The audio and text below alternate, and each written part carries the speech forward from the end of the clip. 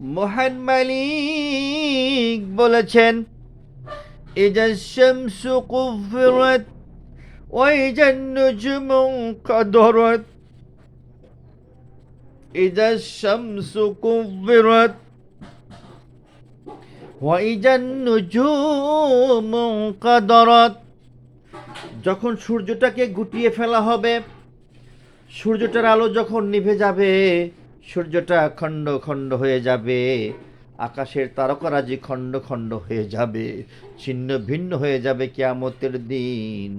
ওই সময় ওইগুলো সাগরে আল্লাহ পাক নিক্ষেপ করে দেবেন। ওই সাগরের ভয়ঙ্কর পানির ঢেউগুলো আগুনের ঢেউয়ে পরিণত হবে। পানির মধ্যে রয়েছে অক্সিজেন আর হাইড্রোজেন। যখন বিস্ফোরণ হবে, হাইড্রোজেন নিজেই জ্বলতে থাকবে, অক্সিজেন জ্বলতে সাহায্য করবে।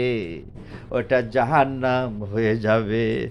মানুষ দেখে ভয় পেয়ে যাবে, পাগলের মতো ছোটাছুটি করবে, কিন্তু নামাজি মানুষ ছাড়া কেউ রেহাই পাবে না। নামাজি মানুষ ছাড়া তাকে রেহাই দেওয়া হবে না। তাই সাবধান হয়ে যাই, কখন যেন আমার আপনার মৃত্যু হয়ে যাবে, আর তখনই আমাদের জীবনের কিয়ামত শুরু হয়ে যাবে। সবাই আল্লাহ পাকের পথে চলি। আমিন সুম্মা আমিন।